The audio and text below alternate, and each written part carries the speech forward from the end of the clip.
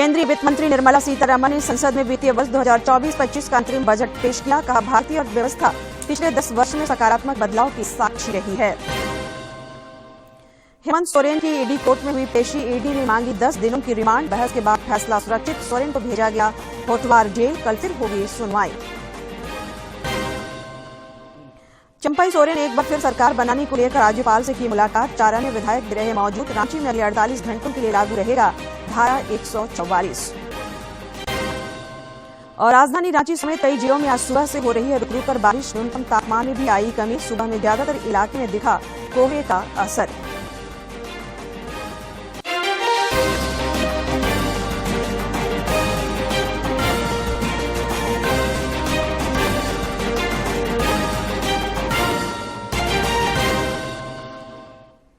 नमस्कार, प्रादेशिक समाचार में आपका स्वागत है। मैं हूं संध्या दिमदा और अब समाचार विस्तार से।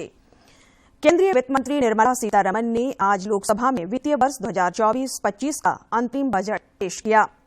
मोदी सरकार के दूसरे कार्यकाल का अंतरिम बजट पेश करते हुए उन्होंने कहा कि भारतीय अर्थव्यवस्था पिछले 10 वर्ष में सकारात्मक बदलाव की साक्षी रही है और देश के लोग आशा विश्वास के साथ भविष्य की ओर देख रहे हैं। अंतरिम बजट में प्रत्यक्ष और अप्रत्यक्ष दरों में कोई बदलाव नहीं किया गया है। प्रधानमंत्री आवास योजना ग्रामीण के तहत अगले 5 वर्षों में 2 करोड़ अतिरिक्त मकानों के निर्माण की घोषणा की गई। Justice. Our government is working with an approach to development that is all round, all pervasive and all inclusive. Sarvangin, Sarvasparshi or Sarvasamaveshi. It covers all castes and people at all levels. We are working to make India a Viksit Bharat by 2047. For achieving that goal, we need to improve people's capability and empower them. Previously, social justice was mostly a political slogan. For our government, social justice is an effective and necessary governance model. The saturation approach of covering all eligible people is the true and comprehensive achievement of social justice. This is secularism in action. It reduces corruption. प्रधानमंत्री नरेंद्र मोदी ने अंतरिम budget पर अपनी प्रतिक्रिया देते हुए कहा कि यह अंतरिम बजट समावेशी और नवीनवेशी है। इसमें निरंतरता का विश्वास है। यह विकासशील भारत के सभी 4 स्तंभों युवा, गरीब, महिला और किसान को सशक्त करेगा। यह बजट 2047 तक भारत को एक विकसित राष्ट्र बनाने की गारंटी देता है। ये बजट विकसित भारत के 4 स्तंभ युवा, गरीब, महिला और किसान सभी को एम्पावर करेगा। निर्मला जी का ये बजट देश के भविष्य के निर्माण का बजट है। इस बजट में 2047 के विकसित भारत की नींव को मजबूत करने की गारंटी है। केंद्रीय कृषि मंत्री अर्जुन मुंडा ने बजट पर प्रतिक्रिया व्यक्त करते हुए कहा कि यह एक अंतरिम बजट है जिसमें गरीब, महिलाएं, युवा और हमारे अन्नदाता किसान भाइयों पर विशेष जोर देते हुए पंचामृत लक्ष्यों के अनुरूप आर्थिक नीति को ध्यान में रखकर विकसित भारत बनाने के लिए आगे बढ़ने का संकल्प व्यक्त किया गया है। मंत्री श्रीमती निर्मला सीतारमण जी ने जो बजट प्रस्तुत किया है, 4 स्तंभों में से एक प्रमुख स्तंभ अन्नदाता यानी किसान भाइयों के लिए, किसान परिवारों के लिए और देश के समस्त किसान के भविष्य को बेहतर, प्रभावी और दूरगामी लक्ष्य के साथ जोड़ा है। जैसे आप जानते हैं कि माननीय प्रधानमंत्री हमेशा 4 स्तंभों को लेकर इस देश के संपूर्ण विकास के और भविष्य निर्माण के बारे में 2047 का लक्ष्य निर्धारित करते हुए कि हम किस तरीके से आगे बढ़ेंगे, उसका आईना आज अंतरिम बजट में माननीय वित्त मंत्री निर्मला सीतारमण जी ने सदन में प्रस्तुत किया। अंतरिम बजट पर federation of Jharkhand chamber of commerce and industries ने सकारात्मक प्रतिक्रिया व्यक्त की है। चैम्बर अध्यक्ष किशोर मंत्री ने कहा है कि अंतरिम बजट विकास को और आगे बढ़ाने वाला है। उधर झारखंड चैम्बर ऑफ कॉमर्स के जनरल सेक्रेटरी पी गट्टानी ने कहा कि अंतरिम बजट में कई अन्य क्षेत्रों के साथ ही पर्यटन क्षेत्रों को विशेष फोकस किया गया है। ग्राउंड लेवल पे जैसे जो आपके गांवों में और जो हमारे पिछड़े वर्ग के लोग हैं, जैसे कि स्ट्रीट हॉकर्स हैं, तो उसके लिए जो 78 लाख स्ट्रीट हॉकर्स को समायोजन किया गया है। उनको कैसे कम दर पे ऋण उपलब्ध हो, उनको कैसे जगह उपलब्धता हो, उनको बेरोक टोक उनको व्यापार करके अपना जो जीवन यापन करने की जो अपॉर्चुनिटी हो मिले, उसके प्रति ध्यान है। जो पहले 2 करोड़ गवर्नमेंट का टारगेट था महिलाओं को लखपति करने का, उसको इस बजट में 3 करोड़ के लिए प्रावधान किया है। इस 3 करोड़ महिलाओं को किया जाएगा। तो ये बजट मेनली कॉर्पोरेट सेक्टर के लिए है और महिलाओं के लिए है। ये बजट काफी विकास को बढ़ाने वाला बजट है। अंतरिम बजट जरूर है, लेकिन इसके दूरगामी परिणाम, सफल परिणाम आने वाले भविष्य के लिए ये एक संकेत है। सरकारी पूंजी व्यय पर 7% वृद्धि से रोजगार का सृजन होगा। केंद्रीय बजट में कृषि क्षेत्र, स्वच्छ ऊर्जा और आयकर श्रेणियों को तर्कसंगत बनाए जाने पर केंद्र ने ध्यान दिया है। उधर Singhbhum chamber of commerce and industry में आज बजट का सीधा प्रसारण किया गया।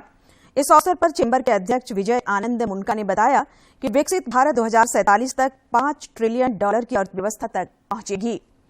उन्होंने बजट को विकसित भारत की परिकल्पना पूरी करने में मददगार बताया। वहीं चैम्बर के ट्रेड एंड कॉमर्स के उपाध्यक्ष अनिल मोदी ने कहा कि यह देश की अर्थव्यवस्था को मजबूत करने वाला बजट है। इस दौरान चैम्बर के टैक्स एंड फाइनेंस कमेटी के उपाध्यक्ष अधिवक्ता राजीव अग्रवाल ने भी इसकी सराहना की। साथ ही चैम्बर के पूर्व अध्यक्ष मुरलीधर केडिया ने कहा कि बजट से इस बात का संकेत मिलता है कि देश में काफी विकास हुआ है। तो टैक्स एंड फाइनेंस में ऐसा कोई मेजर इश्यूज गवर्नमेंट ने नहीं उसको लाया है। एक मेजर चीज ये रहा है कि 2009-10 तक इनकम टैक्स में अगर किसी का 25,000 तक का ड्यू था तो गवर्नमेंट उसको माफ कर दे रही है। ये हमारे समझ में एक रिपोर्ट है और रिपोर्ट से ऐसा लगता है कि निश्चित रूप में देश में काफी विकास हो रहा है और लोगों को ये उम्मीद जगी है कि जिस रफ्तार से देश में विकास चल रहा है, निश्चित रूप से लोगों को इसका लाभ मिलेगा। और सरकार ने इस बजट के माध्यम से एक माने संकल्प शक्ति दिखाई है कि आने वाला जो वर्ष होगा, आने वाला जो होगा, और सरकार ने जो विकास के नए पैमाने तय किए उन पर खरा उतरेगा। तो निश्चित तौर से जो सरकार प्रतिबद्धताएं वित्त मंत्री जी सदन में बोल रही थी, उससे हम लोग भी आश्वस्त हैं कि निश्चित तौर पर जब पूर्ण बजट आएगा तो इसमें बातें निखर कर आएंगी। और MSME, renewable energy, micro food processing के लिए भी कुछ योजनाएं सरकार के द्वारा घोषित की गई हैं। निश्चित तौर पर उसका लाभ समाज के सभी वर्गों को मिलेगा। हेमंत सोरेन को कड़ी सुरक्षा के बीच आज दोपहर रांची सिविल कोर्ट परिसर लाया गया। कोर्ट परिसर पहुंचने पर हेमंत सोरेन ने कार से निकलते समय हाथ जोड़कर वहां उपस्थित लोगों का अभिवादन किया। फिर वे अंदर कोर्ट में चले गए। ईडी की ओर से PMLA कोर्ट में बताया गया कि अभी हेमंत सोरेन से कई जानकारियां नहीं मिल पाई है, इसलिए पूछताछ के लिए 10 दिनों की रिमांड मांगी गई है। लेकिन हेमंत सोरेन के अधिवक्ता की ओर से इसका विरोध किया गया। दोनों ओर से 1 घंटे से अधिक समय तक अपना पक्ष अदालत में रखा गया, जिसके बाद ईडी की विशेष अदालत की ओर से फैसला सुरक्षित रख लिया गया। आज उन्हें न्यायिक हिरासत में 1 दिन के लिए होटवार जेल ले जाया गया है। यह भी संभव है कि कल भी स्पेशल कोर्ट में आगे की सुनवाई हो।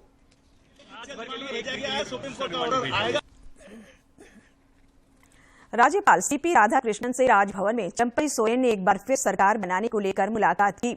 राज्यपाल ने विधायकों को शाम 5:30 बजे का वक्त दिया था।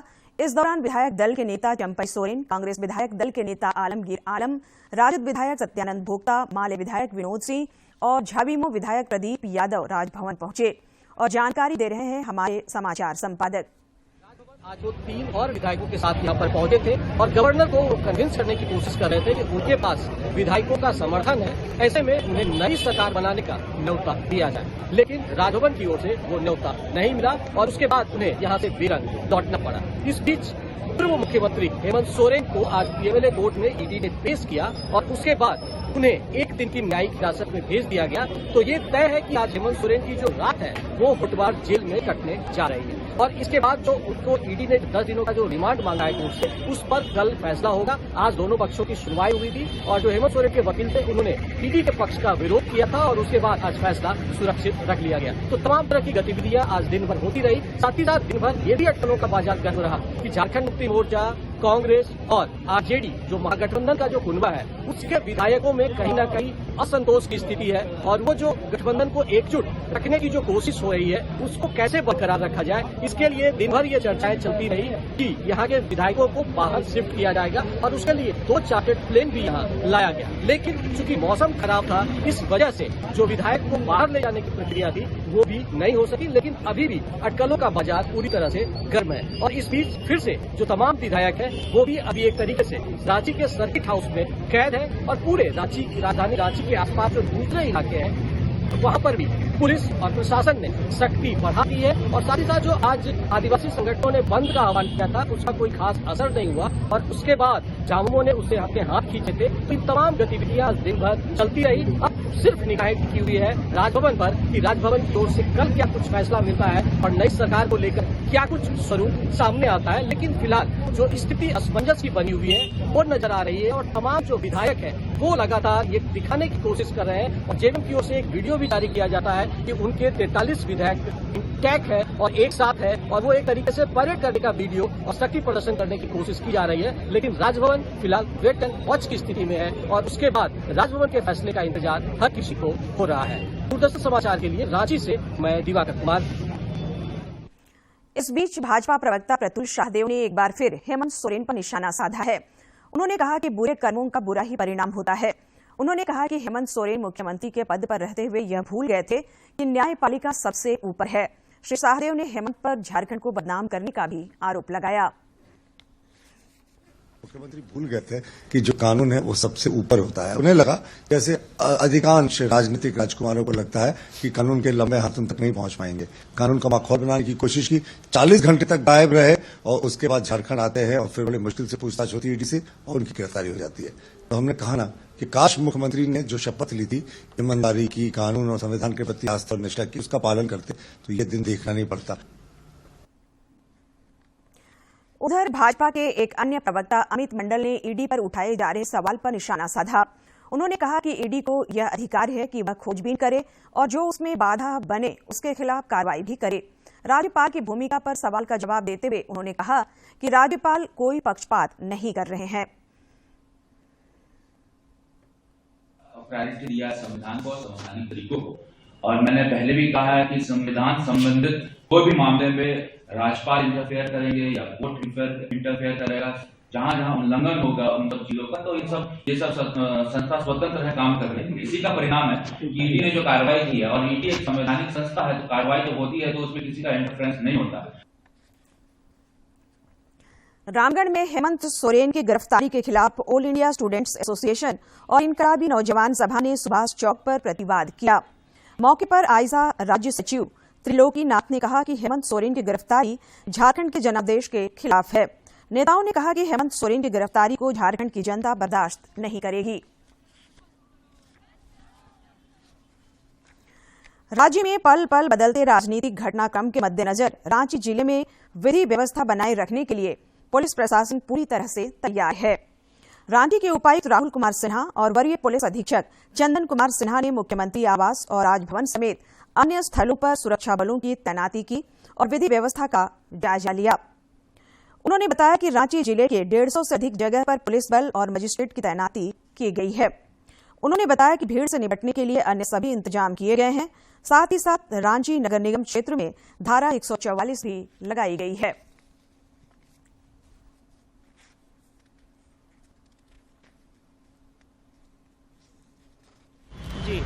जिले में विधि व्यवस्था की सही तरीके से देखभाल संपन्न कराई है। इस वजह से पूरे जिले में विभिन्न स्थलों पर पुलिस फोर्सेस तथा मैजिस्ट्रेट्स का डिप्लॉयमेंट किया गया है।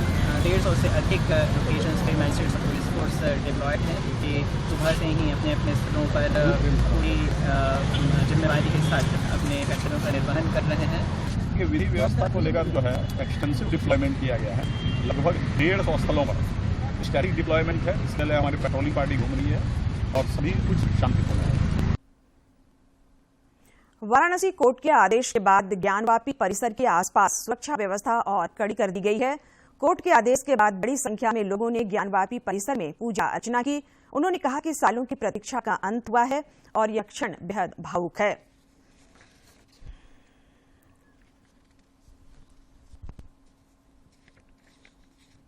अच्छा लगा, दर्शन हुआ आज जी नंदी भगवान का। अंदर का माहौल बहुत अच्छा है। इस समय हर हर महादेव का नारा है, बाबा एक सहारा है। बहुत अच्छा लगा, बहुत अच्छा लगा। पूरी रात हम लोग वहीं बैठे थे और वो जाली कट रहा है, वहाँ पे बाबा एकदम समझ लो दर्शन मिल रहा है। रांची के उपायुक्त राहुल कुमार सिन्हा ने आज अनुसूचित जाति और जनजाति पिछड़ी जाति एवं प्रवेशिकोत्तर छात्रवृत्ति योजना के तहत वित्तीय वर्ष 2023-24 में योग्य शिक्षण संस्थानों को अनुमोदन के लिए अधिकारियों के साथ बैठक की। उन्होंने अधिकारियों को शैक्षणिक संस्थानों के स्थलीय जांच प्रतिवेदन देने का निर्देश दिया।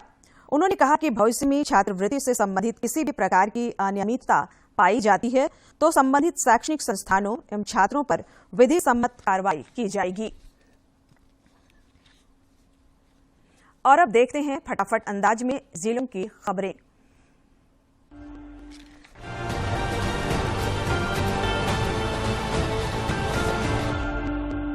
झारखंड संयुक्त असैनिक सेवा प्रतियोगिता परीक्षा 2023 के लिए आवेदन आज से भरा जाएगा। जेपीएससी ने सिविल सेवा परीक्षा 2023 की अधिसूचना 27 जनवरी को जारी की थी। इस बार झारखंड पीसीएस परीक्षा 342 पदों के लिए ली जानी है। पूर्व मुख्यमंत्री हेमंत सोरेन की गिरफ्तारी के बाद उनकी पत्नी कल्पना सोरेन आज सुबह ईडी ऑफिस पहुंची। ईडी ने लंबी पूछताछ करने के बाद बुधवार शाम हेमंत सोरेन को गिरफ्तार कर लिया था। गिरफ्तारी के पूर्व हेमंत सोरेन ने राजभवन जाकर राज्यपाल को मुख्यमंत्री पद से अपना इस्तीफा सौंप दिया था। रांची एसएसपी चंदन कुमार सिन्हा ने गुरुवार को 5 पुलिस अधिकारियों का तबादला किया है। सौमित्र पंकज भूषण को बुंडू का नया थाना प्रभारी बनाया गया है, जबकि बुंडू के थाना प्रभारी संजीव कुमार को पुलिस लाइन भेज दिया गया है। इसी तरह जगन्नाथपुर थाना में पदस्थापित रामजी कुमार को बुढ़मू के नए थाना प्रभारी के रूप में पदस्थापित किया गया है। गिरिडीह धनबाद रोड और गिरिडीह के ताराटांड़ थाना इलाके के बड़की टांड़ में गुरुवार अर्ली सुबह हुए सड़क हादसे में साला बहनोई की मौके पर ही मौत हो गई, जबकि 2 और लोग गंभीर रूप से जख्मी हो गए। दोनों घायलों का इलाज सदर अस्पताल में चल रहा है। उपराजधानी दुमका में झामुमो का 45वां स्थापना दिवस मनाने को लेकर झारखंड मुक्ति मोर्चा के जिला अध्यक्ष श्याम यादव के नेतृत्व में बैठक हुई, जिसमें 2 फरवरी को दुमका में होने वाली झामुमो स्थापना दिवस को ऐतिहासिक बनाने को लेकर चर्चा की गई। पाकुड़ जिले से हजारों की संख्या में कार्यकर्ता झामुमो स्थापना दिवस में भाग लेंगे। छतरपुर प्रखंड के खोड़ी पंचायत चेगोना धाम के पास 3 कब्रिस्तान बाउंड्री और विधायक कोटे की राशि से बनने वाली पीसीसी सड़क निर्माण कार्य का शिलान्यास विधायक पुष्पा देवी ने किया। शिलान्यास के दौरान पुष्पा देवी ने गांव को विकसित करने की बात कही। बताया कि गांव में सड़कों का होना अति आवश्यक है। लोहरदगा में स्वतंत्रता सेनानी बुद्धन सिंह की पुण्यतिथि मनाई गई। इस मौके पर उपायुक्त डॉक्टर बागमारी प्रसाद कृष्ण, पुलिस अधीक्षक हरीश बिनजमा समेत जिले के प्रशासनिक, शैक्षणिक और राजनीतिक संगठनों से जुड़े लोगों ने माल्यार्पण कर उन्हें श्रद्धांजलि दी।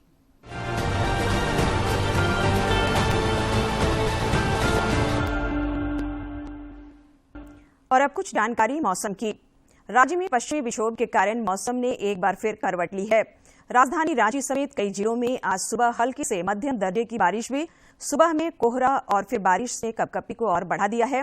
मौसम विभाग के अनुसार कल भी राज्य के दक्षिण, उत्तर पूर्व और मध्य भागों में बारिश होने के आसार हैं। कल के बाद आसमान साफ होने के बाद पारा गिर सकता है और ठंड बढ़ सकती है। आज के दिन की ऐतिहासिक और महत्वपूर्ण घटनाओं पर एक नजर। 1 फरवरी साल 1978 से भारतीय तटरक्षक दिवस यानी इंडियन कोस्ट गार्ड डे मनाने की शुरुआत हुई। 1978 में केवल 7 जमीनी प्लेटफॉर्मों के साथ भारतीय तटरक्षक बल ने अपनी शुरुआत की। वर्तमान में यह बल लगभग 158 जहाजों और 70 विमानों के साथ एक अजेय सेना बल बन चुका है। साल 2025 तक इंडियन कोस्ट गार्ड का लक्ष्य 200 जमीनी प्लेटफॉर्मों और 80 विमानों को प्राप्त करना है। दुनिया में चौथे सबसे बड़े तटरक्षक बल के रूप में भारतीय तटरक्षक बल ने भारत के समुद्री क्षेत्रों को सुरक्षा पहुंचाने में महत्वपूर्ण भूमिका निभाई है। 1 फरवरी साल 1977 में राष्ट्रीय रेल संग्रहालय की स्थापना हुई। यह संग्रहालय नई दिल्ली के चाणक्यपुरी में स्थित है। यह देश का सबसे बड़ा रेल संग्रहालय है। यहाँ पर रेल इंजनों के अनेक मॉडल और कोच हैं, जिसमें भारत की पहली रेल का मॉडल और इंजन भी शामिल है। विभिन्न प्रकार के रेल इंजनों को देखने के लिए देश भर से लाखों पर्यटक यहाँ आते हैं। यह म्यूजियम भारत की रेल धरोहर को संरक्षित करते हुए 150 सालों से ज्यादा के इतिहास की झलक प्रस्तुत करता है। इस संग्रहालय में भवन के अंदर और बाहर दोनों ही प्रकार की रेल धरोहरें सुरक्षित हैं। 1 फरवरी साल 2003 को कल्पना चावला का निधन हुआ। चावला अंतरिक्ष में जाने वाली पहली भारतीय महिला थीं। उनका पहला अंतरिक्ष मिशन 6 अंतरिक्ष यात्री चालक दल के रूप में शुरू हुआ। इस दल ने अंतरिक्ष शटल कोलंबिया STS-87 से उड़ान भरी थी। 16 दिन के अपने पहले मिशन पर चावला ने अंतरिक्ष में पृथ्वी की 252 कक्षाओं में 10.4 मिलियन मील से अधिक की यात्रा की। गणतंत्र दिवस के अवसर पर सिमडेगा में आयोजित ऐतिहासिक गांधी मेले में कृषि, पशुपालन एवं सहकारिता विभाग द्वारा लगाई गई कृषि प्रदर्शनी में लोगों की काफी भीड़ दिखी। के ऐतिहासिक गांधी मेले में लगी कृषि प्रदर्शनी में लोग कृषि उत्पादों का अवलोकन करते नजर आए।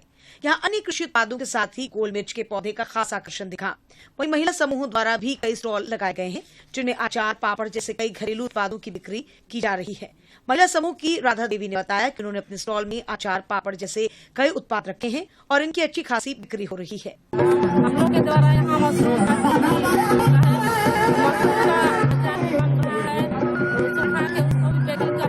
मौके पर किसान राजेंद्र नायक ने कहा कि वो इस प्रदर्शनी में अपने उत्पाद लेकर आए हैं। पिछले वर्ष भी उन्हें अपने उत्पाद के पुरस्कार मिला था। इस बार भी उम्मीद है कि अन्य किसानों को अच्छे उत्पादन के लिए वो प्रेरित कर रहे हैं। बीते वर्ष भी मैंने कटहल का लाया था, आज मुझे पुरस्कार मिला। वहीं महिला किसान सायरा खातून ने कहा कि वो इस प्रदर्शनी में अपने खेतों में उपजाए गए टमाटर लेकर आई हैं। उन्होंने कहा कि ऐसे आयोजन होते रहने चाहिए, इससे किसानों का हौसला बढ़ता है। प्रदर्शनी में मैं टमाटर लेके आया हूँ और मतलब प्रदर्शनी में राजेंद्र नायक बता रहे, तो इधर से हमें लेके आई और प्रदर्शनी देखने के लिए बहुत इच्छुक रहे।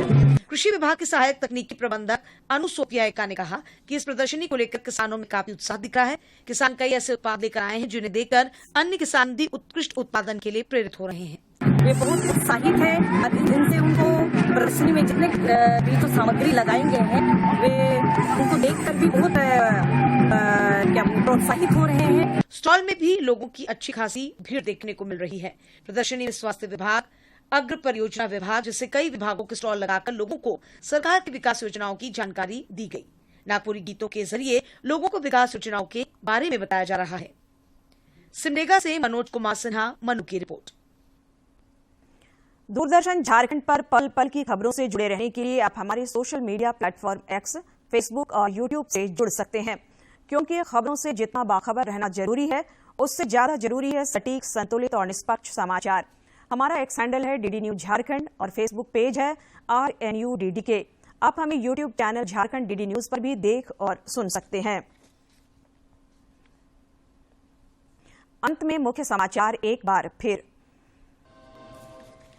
केंद्रीय वित्त मंत्री निर्मला सीतारमण ने संसद में वित्त वर्ष 2024-25 का अंतरिम बजट पेश किया। कहा, भारतीय अर्थव्यवस्था पिछले 10 वर्ष में सकारात्मक बदलाव की साक्षी रही है। हेमंत सोरेन की ईडी कोर्ट में हुई पेशी। ईडी ने मांगी 10 दिनों की रिमांड। बहस के बाद फैसला सुरक्षित। सोरेन को भेजा गया होटवार जेल। कल फिर होगी सुनवाई। चंपई सोरेन ने एक बार फिर सरकार बनाने को लेकर राज्यपाल से की मुलाकात। 4 अन्य विधायक भी रहे मौजूद। रांची में अगले 48 घंटों के लिए लागू रहेगा धारा 144। और राजधानी रांची समेत कई जिलों में आज सुबह से हो रही है रुक रुक कर बारिश। न्यूनतम तापमान में आई कमी। सुबह में ज्यादातर इलाकों में दिखा कोहरे का असर।